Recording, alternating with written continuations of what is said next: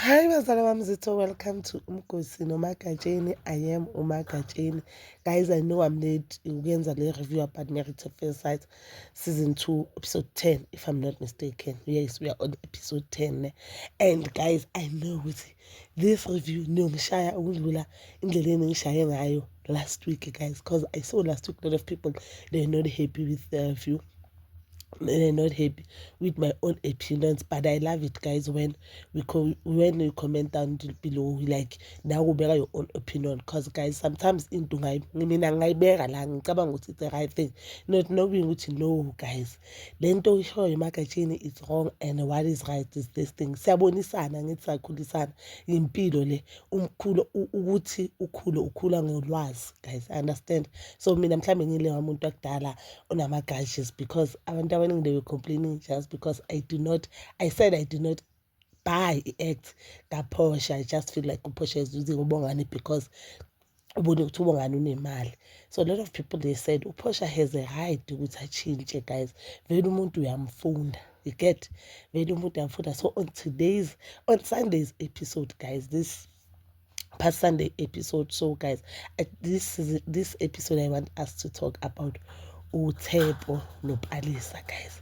You know, I know with a lot of women they'll attack me, but so guys, uTshepo noPalesa, uTshepo uthe uPalesa uyambamba une-microphone watata ofaka ama-camera wadata, but they had a disagreement like always, like since in the few episode I feel like uTshepo noPalesa bakuvele wajika. As I said even on my previous video, I said I feel like the production, it doesn't show us a lot of things, so see we're confused if they've changed the production. And ngicela babuyele kule yakudala, because this one, like, as understand which is which. Today we see Makota happy, tomorrow Sambonakala. We don't know what happened. I feel like relationship kaTshepo noPalesa basobhe kakhulu kwe neyabongani no Nelisa yabo basobhe kakhulu. I'm waiting for the final thing, which is a reunion, because I feel like there are a lot of things esingazibona on TV that is leading to ama-behavior abantu. uTshepo, yes, a lot of people they were saying unobutoxic nyana, he has narcissistic behavior, narcissist. But guys, as much as uTshepo singasho toxic, uTshepo was willing to work on the relationship. Remember indlela abahlangana nayo, it's not normal, and he was willing to work on a relationship. What was the turning point, guys? What was the turning point? And you could see that this guy cannot even stand this woman now. Why? You understand? Yes, he might be the wrong one, and now we know that uTshepo lo muntu bekamfonela that day. Yes, bokuyikhola kuyiprovile what, and uTshepo uyaphuza buye ebusuku. What led to that? Why uTshepo why the sudden, why sudden nje all of the sudden sayenza lezi zinto lezi? Because uTshepo ke washo ukuthi girlfriend, not a girlfriend, wife yakhe uPalesa unokuthi when the cameras are on uPalesa expects ukuthi ba-act, when the cameras are off baphile ngenye indlela. So uPalesa wanted to paint this perfect picture on TV, then mangekho ku-TV abe yilo munye umuntu. And I do not know why uPalesa ayenza kanjalo, just because I've seen ama-socials kaPalesa umngani kaKhumo, which was one of the wives on the first season of Married at First Sight. And I'll tell you one thing, that lady abantu abaningi bangamthandi because of izinto, and she's the one of, I don't know about the other couple, but kulaba bak-internet uye ngeke ngibone ukuthi yena nomyeni up until today they are still together. So I guess yena uveze ubuyena bakhe, umyeni yakhe knew how to deal naye nomyeni, understand, kusho ukuthi yibo bebeyiyi-reality kubo, because naba basachubeka namhla, and they seem very happy guys. They are very young, the time ezingabheka 25, 26, they are very young, they love each other. And they were celebrating i-1 anniversary yabo. I saw on TikTok live, they were very happy, they seem very happy guys. And indlela bakhuluma ngayo on TV unokhuluma ngayo ukhuluma that way even on ama-lives akhuluma nomuntu wakhe, you get.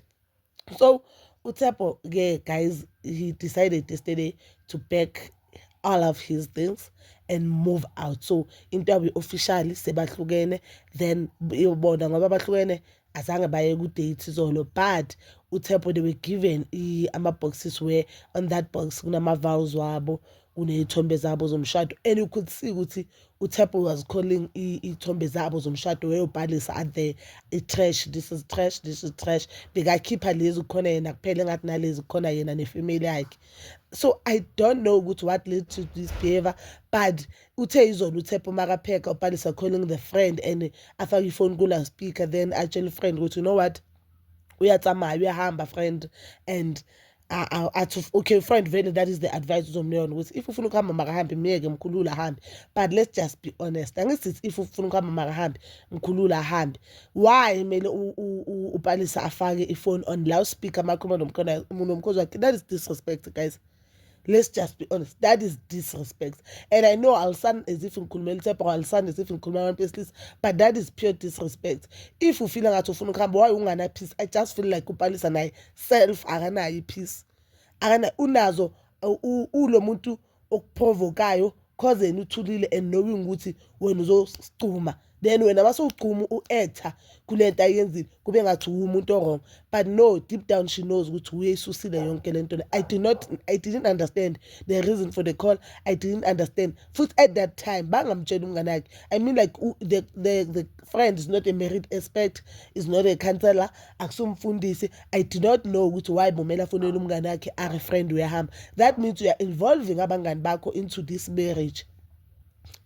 Then how izosebenza kanjani emshado lo? Yes, being honest, how do you expect that marriage to work or that relationship to work while umuntu masinama problems she runs to a friend? And then obviously futhi unika aba-friends wabo the key to disrespect the husband. I mean, I do not believe in ukuthi yes, I do believe in friendship and whatever, but ngathi nginasesena nto esidala ukuthi umuntu oshadile should not be friends nomuntu ongashadanga. And I mean, I always say into ehetha wena ngeke ihethe mina ngingahlala nomyeni ongichithelayo ngingayiboni into wrong, of which is the wrong thing. Wena uthi no, umuntu ongishithelayo wrong, why mhlawumbe umyeni yakho abuse financial akakunika imali, wena uthi there's nothing wrong, you understand? Hence sometimes it's not wise, especially if you have the resources ukuthi attended these marriage counselors labafundisi what futhi bona they will like it because this show or this program ibalethele lezo zinto lezo. If vele you will call me and tell me ukuthi your husband is packing things and going with Toramatrantam, vele I'll say because mkhulula hamba ngithi unedrama, wena phela lapho kusho ukuthi uhleli ne-slay king, or futhi I don't know when uhleli ne-drama king. So mkhulula hamba, you get what I'm saying? I just felt as if that called give me it. Uyabona bengihlala ngimkhulumela uPalesa, give me ingivezeni inside la kaPalesa, the side leli upon. So uThabo has been talking about yaphinda ngibisele move to the episode where Palisa mama mbuza ukuthi uyahlukumezeka na, and that thing iphume as if ibhalo Makoti said no, I didn't ask anyone any question, I asked Nkululeko questions. So we don't know ukuthi into ibhalo bongani ukuthi uyahlukumezeka na, because uPalisa was giving us some hint as if uyahlukumezeka, then she cried. I don't understand ukuthi why umuntu ohlangane naye 3 weeks back or 2 months back, whatever weeks, ongakuniki ukumuce imoto yakhe, ongakuniki imali, will make you cry ngale ndlela babakubuza ukuthi is he abusing you? Yena isayini etshengisa ukuthi kwayena uPalisa unabo into yakhe errong. Guys, I'm telling you, we'll hear the truth reunion. I so pray ukuthi bangakhathi next reunion. Angithi reunion kuvezwa yonke into. I pray that ukuthi bangakhathi next baveze everything, because it's giving you are uMakoto, but you are Makoto behind the scenes. Bangabe abacamera they are rolling, you can act better than uMakoto wena. To me, it's giving that. I don't wanna lie. It's giving uze kushow unesithombe noma ngabe akusabo physically no what unesithombe sendoda oyifunayo, but and then kuleso sithombe sendoda oyifunayo or wena unendoda oyifunayo, you are expecting ukuthi le ndoda endala oyithola indala, maybe even older than you, maybe itshintshe ibe yile nto wena oyifunayo. Umshado awuhambi kanjalo nje, ilife ayihambi kanjalo. If you get somebody, even if umngane, you learn ukuphila nayo umuntu loyo, umtshintsha la tshintsha khona, niyakhulisana, but you cannot to change ubumina babi. You cannot to sibonana nabo utshintshe ubumina babi. Some of the things ubumina babi, you get. I just felt like ukuthi uPalesa there are a lot of things azenzayo abakasitshengisa zona, then manje uThemba uvela as if he's the bad guy. uThemba uvela as if uye nedrama. uThemba uvela uye le ndoda le emotionally abusing this girl, because I do not know ukuthi why that day bakakhala. I really don't understand ukuthi why that day bakhala. Mhlambe yimi onenhliziyo elitshe, but futhi nendlela akhale ngayo, guys, I was so sure ukuthi lo baba lo omkhulu lo, into bengikwatona nendlini uyamshaya lo mntana. I was even asking myself, umshaya kanjani umuntu ohlangane naye ku-TV? Umshaya kanjani umuntu ongasi umntana wakho? Umshaya kanjani omunye umuntu? Because ukushaya umuntu is not a right thing. Kanti no, akamshayi ulo ukhalela imoto nemali cha. And I feel like mabaqala relationship yabo, because it was so perfect, they didn't talk about important stuff. Maybe into ebacabangisayo nje obalwa ama-finance. Maybe into nje ama-finance. I don't know. I feel like ishow kumele mabaqala kuqala nje ukukhuluma ukuthi wena usebenza kwenzani, mina ngisebenza kwenzani, so supportana kanjani, as uNelisa uke washo to i-husband yakhe. You know uNelisa as much as singambona ngathi udululu nani, but I feel like into eyibalulekile husband yakhe yazazi. Very important stuff is i-husband yakhe yazazi. Uyazi husband yakhe isebenza ukwenzani, uyazi ukuthi manje thina sinabantwana abahlala nomfazi ongafuni ukuvuma ukuthi umyeni wakhe angasamfuni bese bawodle. You understand? I feel like those are very much important stuff. Bese ukuthi ubani usacabazana ne-girlfriend yakhe, ubani saya ku-baby baba. Yes, those are big things, but into eyibalulekile esigcina umshado wabo, I think they've addressed them. Akazi sizobona ezinye izinto reunite, because I think we are left with 2 episodes, then we are going to reunite. At this point I feel like singayirepha ishow ivalwe yonke nebandla sibone reunite, because like siyabona ukuthi the only couple manje ezo-survivor uNeliswa noPortia noBongani, guys. So bazalwane bami zithi asikhulumeni ngoPortia noBongani. I know ukuthi nizongishaya for this one. So guys, uPortia noBongani they went uPortia, not uPortia, so why ngithi yes, uPortia noBongani, bese ngizekhohle igama lakasisi. uPortia noBongani they went to on that date where, or is it an outing where bazohlangana nama-friends wabo ne, ama-friends friends and family bazohlangana these couples, like abangani bakaPortia bazozana abangani baBongani, because they didn't do it last week because of ukushona kwestepfather sakaPortia, and we know uPortia kusestepfather sakhe. She was very emotional, guys. You know, I still don't like itone uPortia akhuluma noBongani ngayo. Ngisamile lapho.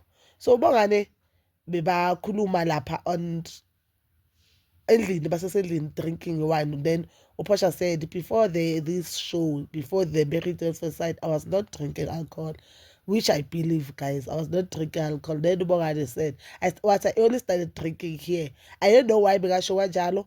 I do not know why bekasho kanjalo, but you should. Wathi uhusband, I feel like ama-jokes kaBongani wamhlekisa.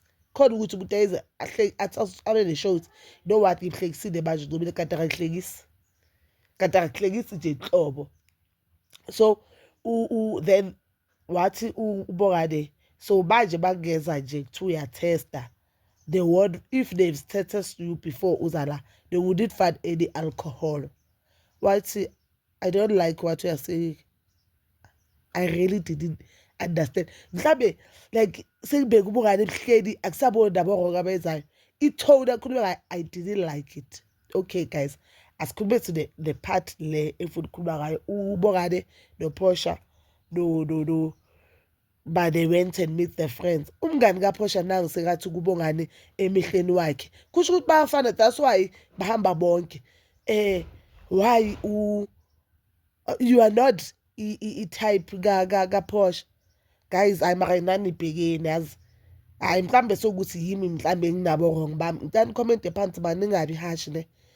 But how can you say komunye umuntu ebusweni? It's like mhlambe uyislender ne, then your boyfriend used to date idudla, uthanda abantu abanomzimba, abantu abame kahle, abantu balaba benyasha, bese omunye umuntu athi I wouldn't believe ukuthi umngane wami angadate islender. You are not, futhi the name type iyengishaya kakhulu, iyengiqeda umoya. Ha, yazi izingcono makathi I wouldn't think uPortia would date a chubby man. Yebo awusemuhle, yabo kanjalo iyamkhuthaza. No, athi umuntu I don't think uyi-type kamngani wami. Then the friend wasawuthayibona into kufana nabo friend kabongani uthi okay cela I'm interested now cela usitshele ukuthi yini i-type kabongani. I-type kaPortia achaze-ke dark and what lento ahlala azisho-ke naye asho ukuthi he was not my type, but-ke what I loved about uPortia usho ukuthi as much as akasi-type yami but ungiphatha kahle. You understand? Mina I'm still saying guys, uPortia akabazange abone ukuthi uBongani unemali kangakanani, boyeka lo wathi umphatha kahle because uBongani uphathe uPortia kahle from day one. UBongani uphethe uPortia kahle from day one. I'm waiting for a reunion, but I've saw abantu abaye ku-book launch kaBongani did say uBongani still wearing i-ring yakhe. uBongani usa-address uPortia as the wife, and uBongani did say ukuthi uPortia unomntanakhe they've met. And I mean on the previous video guys I did say ukuthi inkinga state inkinga ukuthi inkinga abakusi relationship then move on. Inkinga ukuthi dating someone who says I do not want kids, I don't want someone who has kids, and when you have kids one way or another lento leyo along the way mhlawumbe ingaphazamisa umshado, but kuya ukuthi how are you willing to work on umshado wenu and how are you willing, how much effort you will put emshadweni wenu, because abantu they think umshado into enini. Umshado is not an easy thing guys. Umshado ufana nesikolo, you put effort. Lapha kusemsebenzini lapho usetorhweni uhlala ugijima ama-counselling everyday nisokhothi niyaseka niyalungisa. Inkinga lento le, inkinga emnandi because it's also a blessing from God. Akusiyo into engathiwa noma ubani. Umshado is not an easy thing. It's like ukhulisa umntwana, as much as abantwana they are blessing from God, but bayi-blessing very expensive and bayi-blessing edinga a lot of work. You get? So I feel like umshado, abantu bathatha umshado light, yingakho we have so much divorce, because now abantu they're selling a lot of people. Yes, I think they're open to relationship kaPortia no Bongani, but we do not address it. Lo muntu ke wena are you willing to work on this thing? And hey yabo nje uBongani I think uBongani uhlakaniphile vele. uBongani uright no Portia. I don't think ukhona omunye unkosikazi lapha besingampheka naye sithi thatha. I think ngabe banganikwe unkosikazi kaThabi from season 1 yeah bebazoba right because he's caring. So lana ngithi uthanda ukukhala, so bebazohambelana kahle, and loyo ubuya kufamily enothando, uyabonakala unothando nalo unothando beyizohamba kahle into yabo. Akanankinga loya nomntwana. The thing is lo ufuna abantwana ufana noThabi, lo unomntwana. I think bebazoba right, but bazalwane, so please do comment down below your thoughts, and please don't forget to like, subscribe, share and hit that notification button. Ngithanda ukuya nomphula.